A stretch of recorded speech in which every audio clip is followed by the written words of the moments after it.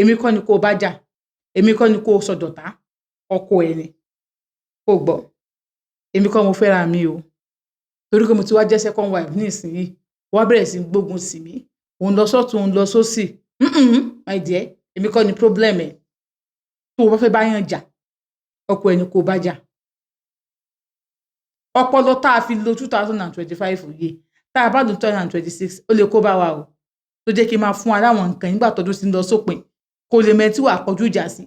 ọkọ ẹ̀ tó betray ẹ̀ ọkọ ẹ̀ tó fẹ́yàwó lé ẹ̀ ọkọ ẹ̀ tó ọ̀tẹ̀ ó bá jà èmi ló kọjú ìjà sí ìyàwó kékeré kọ́ ló ṣe ẹ̀ náà ìyàwó kékeré kọ́ ló ṣe ẹ̀ ọkọ ẹ̀ ló ṣe ẹ̀ ẹ wá fọkọ yín sílẹ̀ ẹ ní drag ọkọ yín ẹ ní bọ́kọ yín jà ẹ mọ̀ drag ìyàwó kékeré tí wọ́n fẹ́ lé yín as how now what the girl do now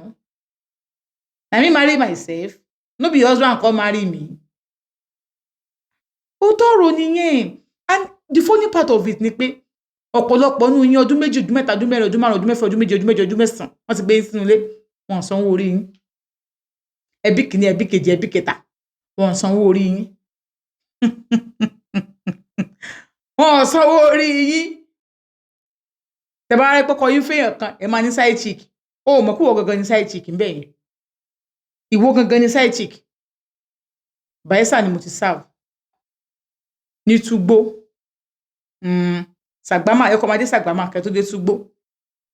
so that is where ni mo ti serve guys wọ́n wá ń ṣe kinní kan bẹ̀ bẹ́ẹ̀ tá a bá ń ṣe nílẹ̀ Yorùbá náà wọ́n máa mọ bí àwọn obìnrin ṣe bá ṣe wà wọ́n lè máa respect wa tó bá fẹ́ obìnrin tó bá fún ẹ lóyún tó fẹ́ kò tí ò lọ sanwó orí ẹ tí ò ṣe wedding fún ẹ abẹ́ ẹ̀gbọ́n mi tó bá bímọ mẹ́wàá fún tó padà lọ fẹ́ ọmọ kékeré kan tó wá ṣe wedding fún ọmọ yẹn tó sanwó orí ọmọ yẹn nìyàwó ẹ side chick ni wọ́ you be a woman no be a wife níbi ẹbẹ comment section mi mo rẹ́nìkan tó sọ pé òun ti fẹ́ ọkọ kò ṣe wedding fóun wọ́n fẹ́ lọ ṣe wedding fún ìyàwó kékeré tó fẹ́ ẹni tó fálù ló fẹ́ ṣé ní gbogbo nǹkan kọ́ lu ògùn o ṣé láwọn ọkọ yìí ẹ̀yin ni wọ́n hot mo ṣe máa sọ fún yín pé don't force any man to marry you I am telling you the fact don't force any man to marry you má force ààrẹ sọkùnrin kankan lọ́rùn ìdí nìyẹn tí ọkọ ẹ ò fi ní wò pé báwo ló ṣe máa feel tó ń bá ṣe nǹkan báyìí fún ẹ báwo ni ìyàwó mi ṣe fẹ́ feel tí n bá tiẹ̀ fẹ́yàwó lé báwo ló ṣe fẹ́ feel tí n bá ṣe báyìí fún wọn ò rò because if a man valued you ó máa wò pé báwo kò ní fẹ́ ọ̀tẹ̀ so nígbà tó bá hàn tí yín tán ẹ wà mọ̀ wá bá pé ìyàwó kan ní kíní kan ẹ mọ̀ báyàwó kékeré jà wọ́n bí èmi kọ́ ni mo kó bá ẹ èmi kọ́ ni mo ọ̀tẹ̀ ọkọ ẹ ló ọ̀tẹ̀ if you want to fight anyone here go and fight your husband not me so yẹ àbí kò yẹ àbí kí n tún sọ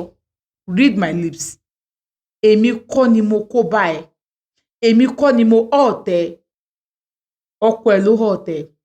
if you want to fight anyone here fight your husband if you want to drag anyone drag your husband ẹ yé drag àwọn ìyàwó kékeré tó máa fẹ́ lé yín mọ́ ọkọ yín ni kẹ́ ẹ drag ọkọ yín ni kẹ́ ẹ fàdétè ẹ mọ̀ ṣépè fún ìyàwó tó ń fẹ́ lé yín mọ́ ọkọ yín ni kẹ́ ẹ ṣépè fún. mo sọ yìí mo dúró náà.